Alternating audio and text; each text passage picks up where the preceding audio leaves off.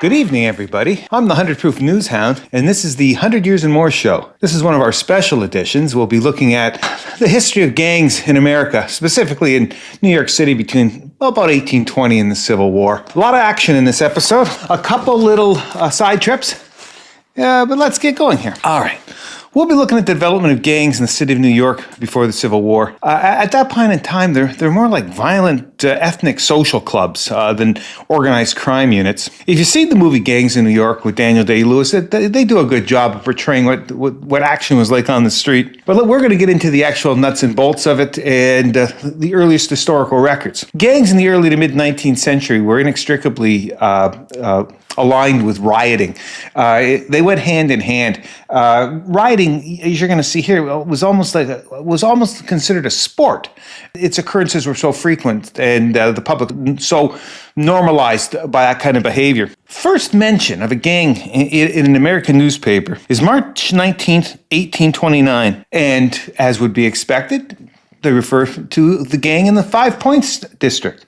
Now, the Five Points district is that part of Lower Manhattan that's south and west of Chinatown. It doesn't really exist anymore. It was developed during the late 19th and early 20th century. Some of the streets still remain, but none of the original buildings from the madhouse of the original Five Points district remain. Well, here's what the Evening Post had to say, though. The 5 points again. The strong arm of the law is required to be exercised in such a manner as to put an end to the crimes and outrages almost daily committed in this neighborhood, which has become the most dangerous place in our city. All right, sounds the kind of place that a gang might develop. We know not where the blame lies, but from the frequent occurrences of acts of violence there, it behooves the guardians of the peace to adopt such energetic measures as will, in future, ensure protection to those citizens who may unfortunately be compelled to pass through the abandoned part of town. Not painting a very pretty picture. On Tuesday evening between 10 and 11 o'clock, Mr. Strong, Assistant Alderman of the 6th Ward, and James Balog, his partner, left their store with an intention of returning home. Their route lay through the 5 points. On arriving at this memorable spot, that's an interesting word to use in description of the spot, they found the walkway obstructed by a crowd, which they attempted to pass through. Probably a bad decision. Could have went around.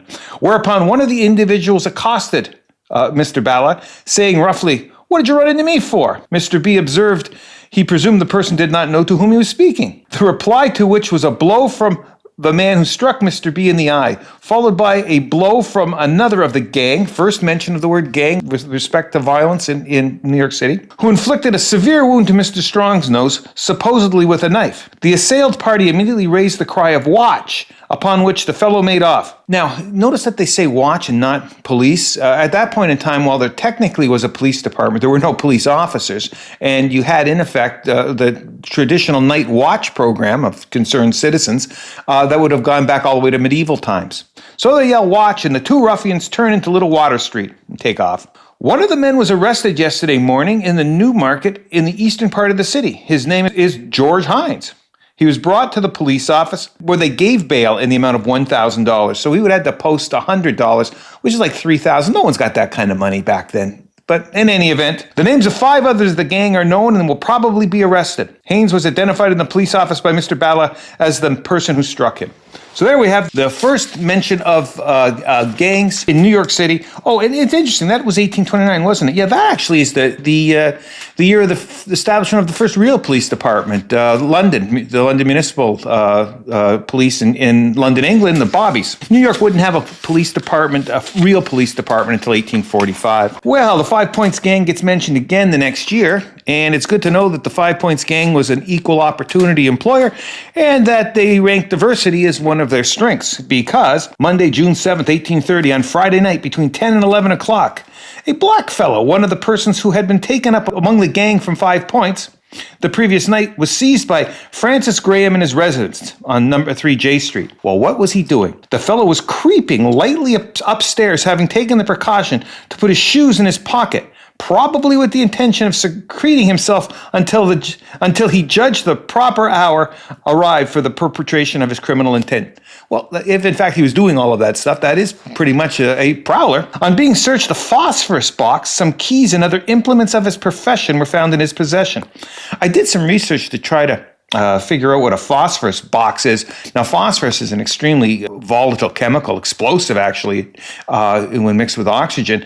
It burns at extremely high temperatures and theoretically can be used to burn a lock off a door, but it's going to cause quite a commotion, a lot of smoke, and it doesn't seem the kind of thing that a prowler would be using to gain entry into someone's residence. Well, Mr. G had the ruffian taken to the watch house, from whence he was yesterday committed to the penitentiary. Great words back in the 19th century, ruffian. Nobody calls anyone a ruffian now, no matter how rough they are. The next gang that gets a call are the Bowery Boys.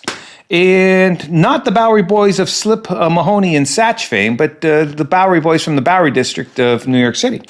They're first mentioned in very interesting, sort of a love triangle going on here.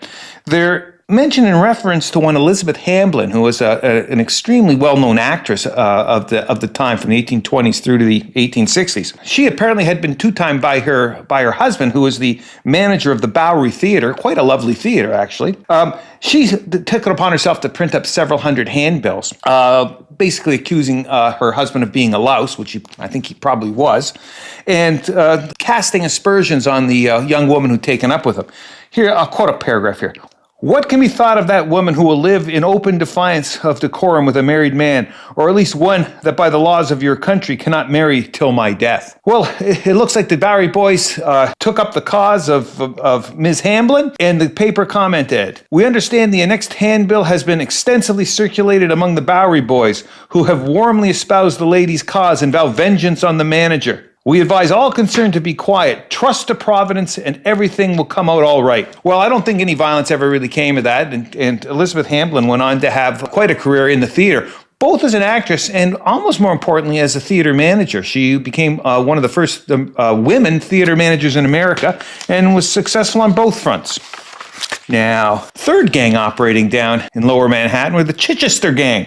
Never heard of them, but they were quite interesting. The Evening Post of March 9th, 1836, the Chichester Gang. These miscreants have made another step in their career of villainy, and along with being rioters and ruffians, have turned robbers. A party consisting of 8 or 10 of them attacked a man named O'Rourke at a public house on Sunday evening last and robbed him of $900. $900 is pretty close to $30,000 in today's money, and why someone would be hanging around a bar with $30K is beyond me, but he did, and he got accosted and robbed. But there's a twist here. They caught one of the miscreants, and he was scheduled to go to trial.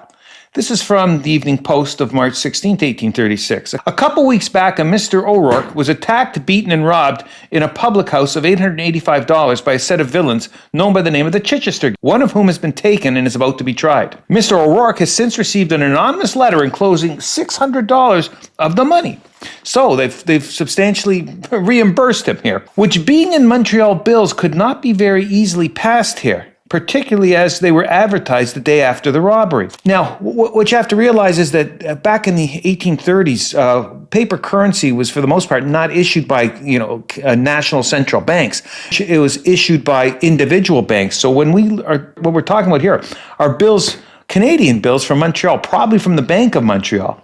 And why you couldn't easily pass them is that no one would recognize that bank as a legitimate bank. Also, they were advertised. It was common if there was a major theft to advertise in the daily paper what was taken, give particulars. Here it would have been, the denominations of the bill and the fact they were drawn on a Montreal bank. But there's even a more interesting twist. Mr. O'Rourke, this is in the letter. Mr. O'Rourke, you have the larger end of your money, $600, and the other $285 is spent. Money's gone. And if you act honorable at the trial, you shall have it all as soon as it is over. So they're promising to give him back all his money. This I give as an uninterested person and a friend to both parties. A friend if you do right, and look out if you do not. So they're going to reimburse him, and they're going to extort him at the same time. Quite a multi-purpose gang of miscreants. The Chichester Gang gets another mention. However, it's in connection with a very unusual situation taking place in Vicksburg, Mississippi. Here's what the paragraph from the Evening Post says.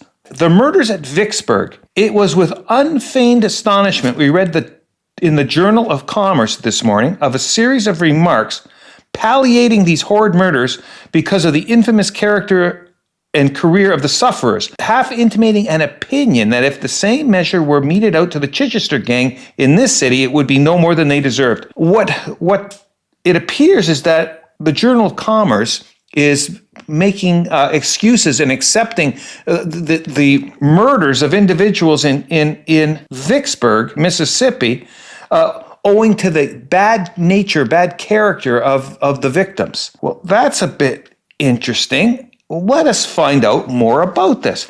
Now, Vicksburg at the time was a town of 4,000 to 5,000 people. Today, it's got a little over $20,000. But Vicksburg's always punched above its weight, as it were, owing to its commanding position over the Mississippi River.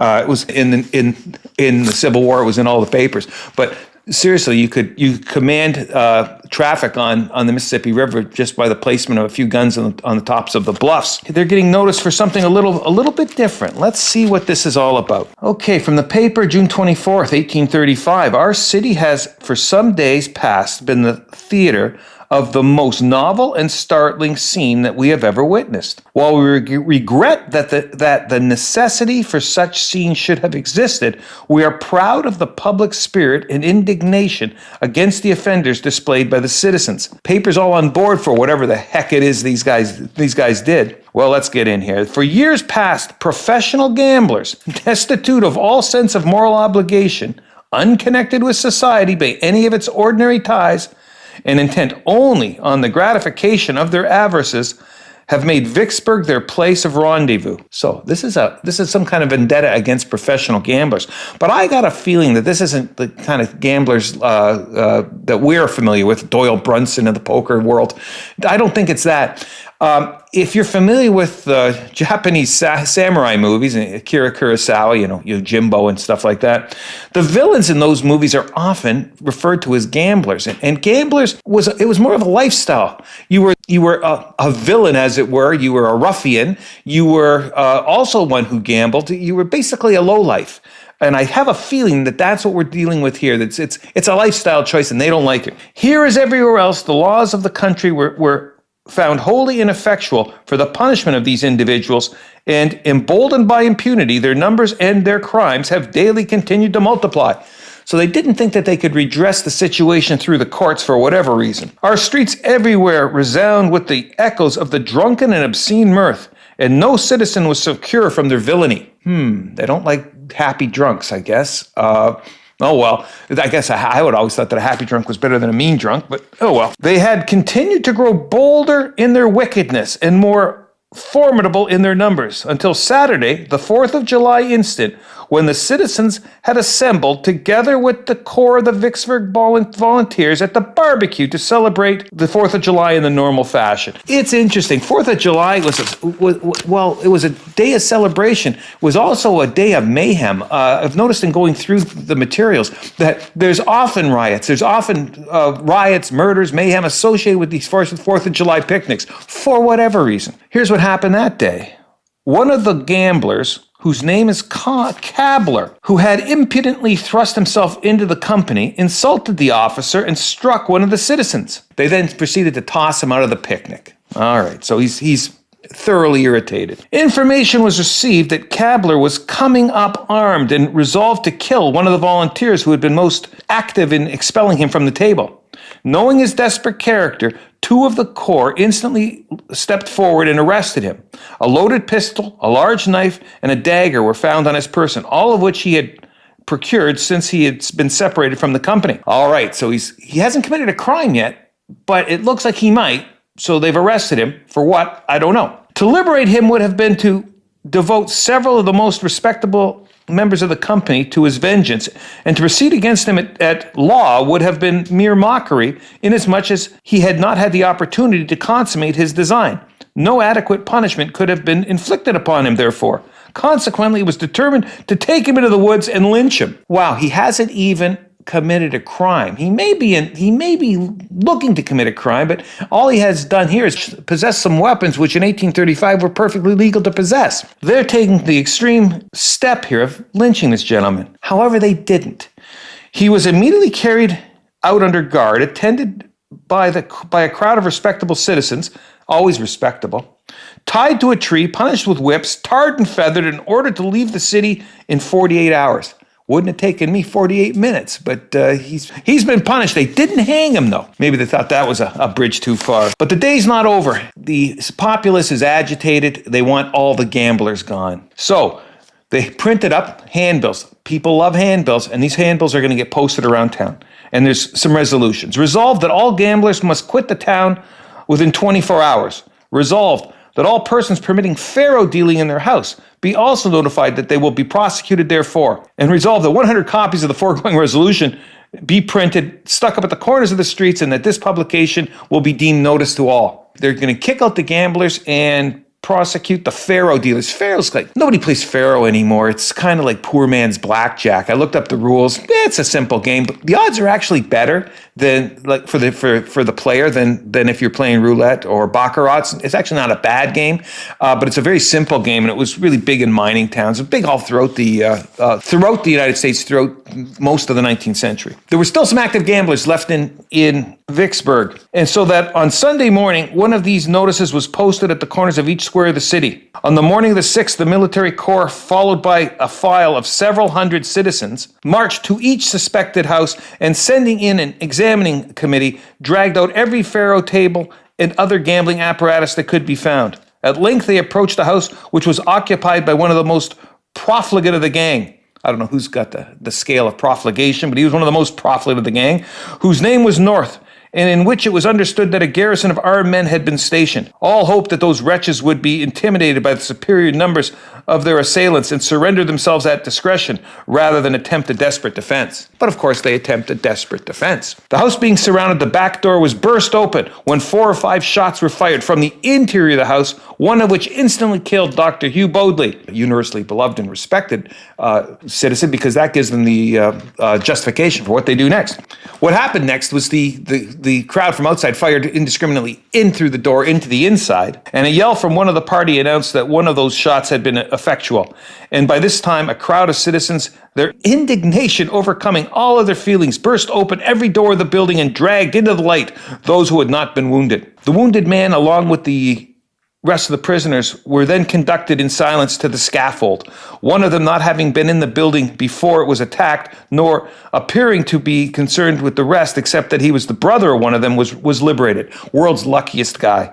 The remaining number of 5, among whom was the individual who had been shot, but who still lived, were immediately executed in the presence of the assembled multitude. So there it is. Five gamblers are lynched, and 1 gambler was tarred and feathered, and newspapers around the country seem to think that was a pretty good trade-off. Actually, I think it was, by modern standards, of course, we've got a town full of murderers and 6 victims, but that's not how things shook out in 1835. Now we're back in New York City, and we're back on the 4th of July. We're going to deal with a major riot here that was caused and contributed by local gangs, and then we're going to conclude with another riot, which is equally as interesting, but has a significantly different cause. Well, let's jump into the 4th of July riot of 1857. 4th of July is a big deal. There's citywide festivities. There's bands, speeches, military marching parades, festivities all day long. What's interesting about the newspaper coverage that we're going to delve into right here is that the newspapers, they covered the festivities side by side on the same page with covering the riot, and gave each about equal play. It can only be explained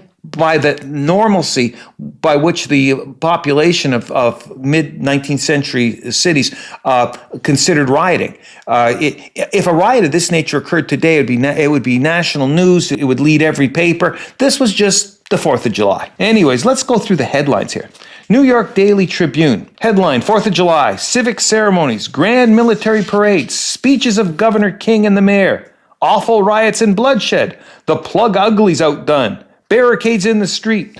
Plug uglies, they're their own story. They're the major nativist gang in Baltimore, and 4 or 5 years earlier had put on one heck of a riot. Well, the headlines continue down the side of the page. Civil War in the Bloody Sixth. 10 killed and 80 wounded. The hospitals overflowing.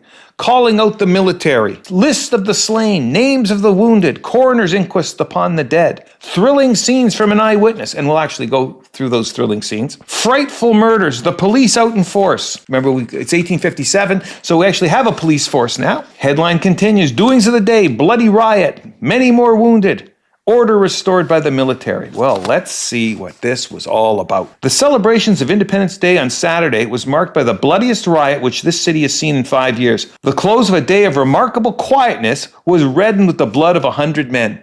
Well, they were having a good time up until this happened, I guess. At about 5 o'clock, members of the Metropolitan Police in the 7th Ward were surrounded in Jackson Street near Cherry by several hundred of the low Irish occupants of the tenant houses thereabout. Oh, pretty judgmental, I guess. And men went to the 10th and 13th wards for help. 2 men from the 13th rescued the 7th Ward men, although they were so severely pelted with stones and bricks from housetops and the street that they were compelled to use their pistols. Things are escalating. They called for additional help, and 25 men, all specials except 2 or 3, was dispatched immediately. These men went down White Street and onto Baxter, and as they went, they turned onto Bayard Avenue. They were attacked by a gang of Irish rowdies who were working in the interest of Fernando Wood. Doesn't sound very Irish, but they were known as the Dead Rabbits. First mention of them, Dead Rabbits or the Blackbirds. While they were defending themselves from the clubs and bricks of the Dead Rabbits, a party of Bowery Boys, a race, this is cute, the Bowery Boys, a race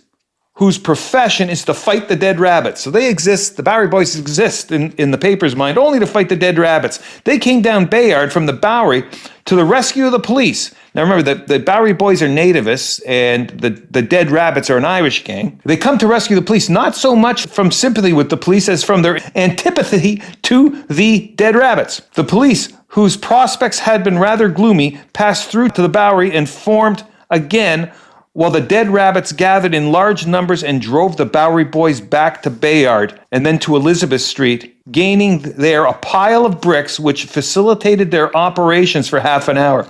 So you got the street fighting is moving up and down avenues in the Lower East Side.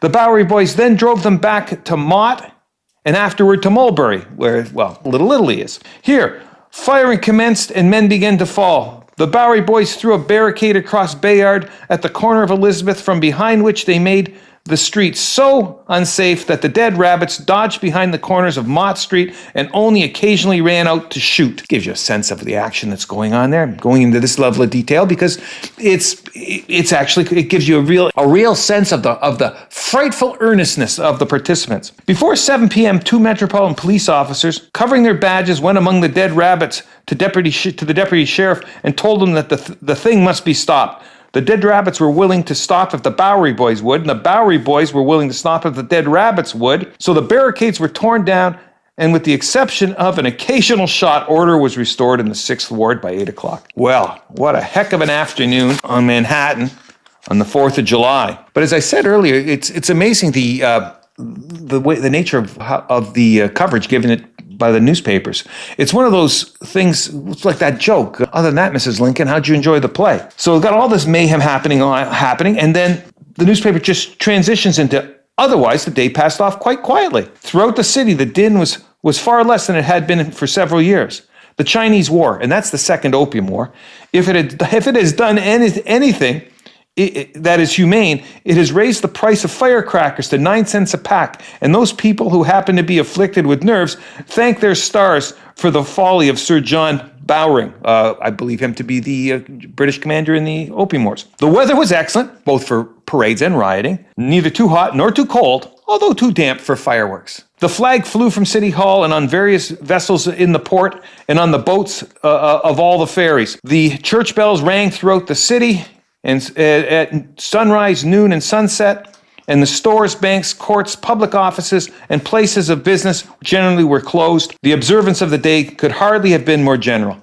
Well, except for the giant riot that killed everybody, but that's part and parcel with the 4th of July mid-19th century America. They conclude by saying that the military display was imposing. And I don't know whether that's the military parade up Broadway or the military's presence at the riots. But either way, they were imposing. There's another riot we're going to deal with here today, and it took place just a little before the 4th of July riot. And this is really interesting in that, you know, that they once fought a battle to the death over who was the best actor. Theater was really big in 19th century America. It was one of the only things that you could do. Of course, no television, radio, anything like that.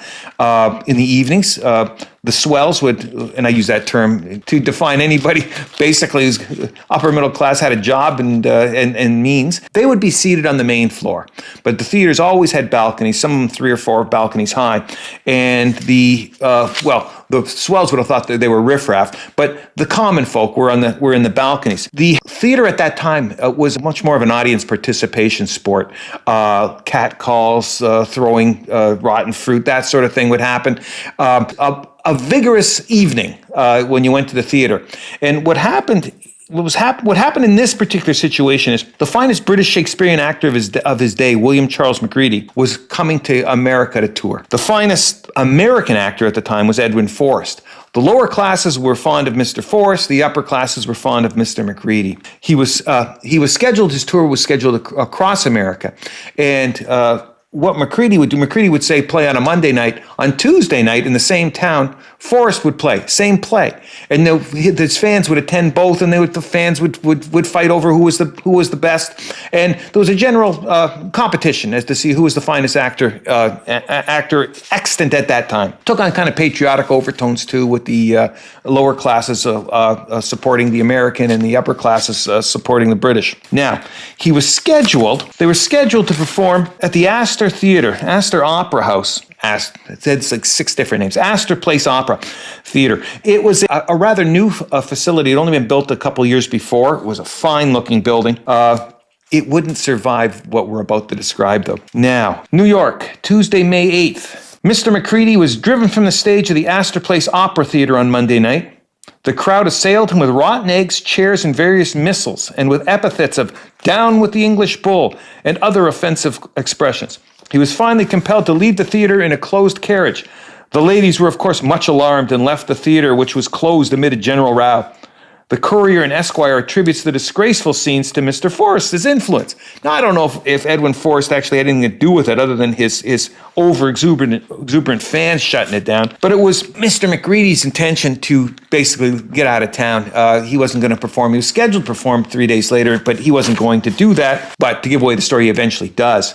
And in anticipation of that, there was basically a general call to arms amongst the lower classes in the city. They handed out or posted hundreds of bills. I'll read one of them here. Working men, shall Americans or English rule in the city? The crew of the British steamer have threatened all Americans who shall dare to express their opinions this night at the English aristocratic opera house. We advocate no violence, sure, but a free expression of opinion to all public men. Working men, free men, stand by your lawful rights. Well, that's a call to arms, even though they say don't bring any arms. And 10,000 people would respond to that. Theater only sat 2, but 10,000 would show up. And why would Macready have agreed to attend? Well, Brooklyn Eagle, Friday, May 11th. The tragedy of last night. Nothing is talked of or thought of today but the mournful yet disgraceful tragedy enacted last night at the Astor Opera House. It is well known that this is but a continuation of the riot of the same place on Monday night. On that occasion, Mr. Macready was driven from the stage, and like a sensible man resolved to play no more. But the sensible conclusion was shaken by the publication of a card signed by 30 or more of the most prominent and influential citizens of New York, inviting him to go on with his entertainment, and promising that he should be defended against all similar assaults of force.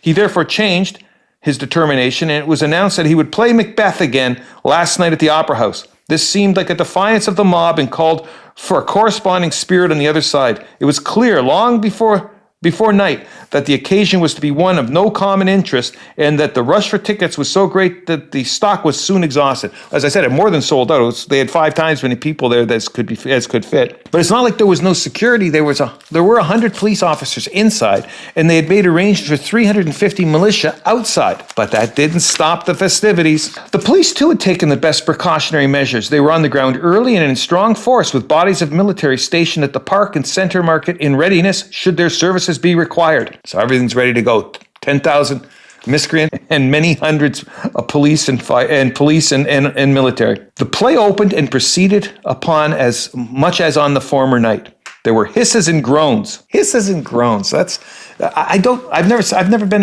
in a theater where people were hissing. Groaning, well, I guess that would depend on what you ate. And such unutterable confusion that not a word spoken on stage could be heard. Audience participation at its finest. You can't even hear the actors. However, McCready got through it after a fashion and made it to the exit of the house in disguise and reached his hotel in safety. So he got out. But there was a second act. The performance of the afterpiece commenced and had proceeded but a short way when a discharge of musketry startled the whole crowd. Someone's been shot. A few minutes afterwards, it was announced that a man had been shot outside. The performance was instantly stopped and everyone rushed for the exits, but they didn't make it out. News came from the street through Captain Tilley of the 13th Ward that a man known as Edward Judson was heading the mob outside and was calling upon them to stone the building. The chief police immediately ordered his arrest, which was promptly effected. In the meantime, the assault upon the doors and windows continued. Volley after volley of large paving stones was discharged against the window. Throwing paving stones was a real French Revolution and 1848 kind of thing.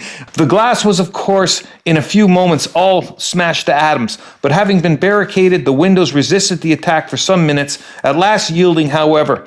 The fragments of glass and blinds and barricade being driven with violence into the body of the house caused great alarm in the audience. Rumors of all kinds, that the house was to be fired, that it was to be blown up and so on were circulated. A lot of panic going on inside the theater.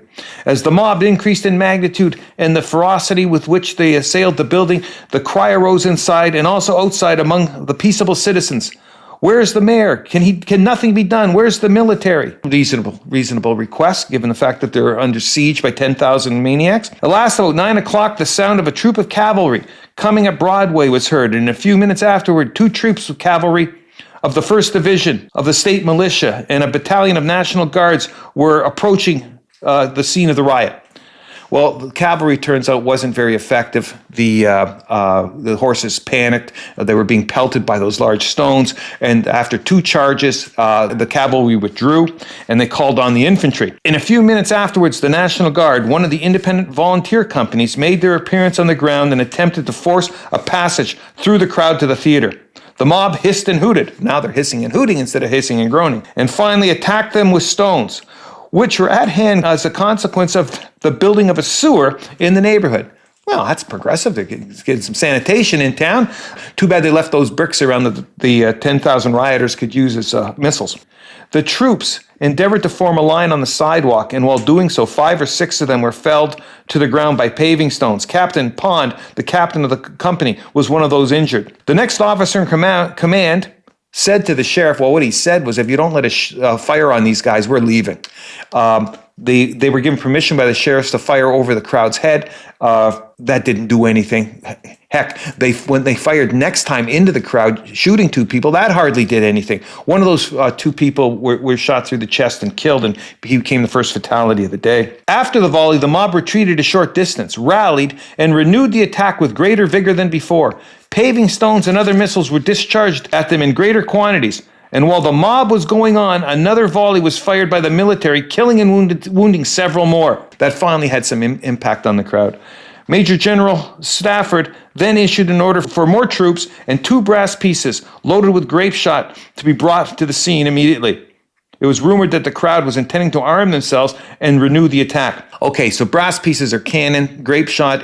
Think of terms of like a can of beans, but instead of having beans, it's filled with small musket balls or shrapnel. When you fire it, basically becomes a giant shotgun. That really got the attention of the cannon loaded with grapes were placed in front of the theater. ready in case of a renewal of the attack. They were, however, not necessary, and the police, having taken charge of the theater and the street, quiet was again restored. So finally, after bringing in the cannons and threatening them with grape shot, the crowd finally calmed down. But not before 25 or 30 were dead. On the other side, it is believed that 30 or 40 soldiers were wounded, and as many policemen by balls and stones. They give a list of the dead, goes on quite a ways, and they give a list of the injured, which goes on 3 or 4 times even longer. And it's noted with very few exceptions, all of these persons were mere boys. Well, rioting tends to be a young man's game. It's not a lot of 70-year-old rioters. But what did the citizenry think of the response of the police and military to this riotous situation? Well, not unexpectedly, especially with what we've seen was going on in Vicksburg, the newspaper noted, "We're the friends of law and order, and although the riot last night was attended with serious and deplorable results, we are grateful to see that it was promptly and effectively put down. When the mob assaults the authorities, pelts and reviles the military, and laughs at the governing power, it is time for action." So the newspaper is in favor of action, even if that action results in the deaths of 25 or 30 people, as long as that action restores order. Order is, at this point in time, more important than just about anything else. You get a sense that society is much more unstable than we've become used to. Again, with the prevalence of rioting and general mayhem, that's accepted. That's an acceptable occurrence on the streets. Yeah. Over the next 50 years, the gangs are going to transform themselves from ethnic groups that are primarily centered around violence to ethnic groups that are primarily centered around crime. There'll be more order in the streets, but more organized crime behind the scenes. That's a story for another day, and we will get there eventually. The battle between nativists and immigrants will continue, however. The prejudice associated with immigration will not go away. It will continue to the present time, but it will be dealt with in slightly more civilized ways. That's it for the 100 Years More show today. The only thing I might leave you with is if you're a little agitated because of all the rioting, mayhem, murder that we've been dealing with today, and you need to relax, might I suggest a really solid 19th century tip? Get yourself a glass of bourbon, 1.5, 2 ounces. Put in a teaspoon of honey, mix thoroughly. Pour over ice and enjoy. Should get your heart rate down just a little and restore you back to normal. Anyways, we'll see you down the road with our next episode. It's been fun here dealing with the gangs in New York today. Take care.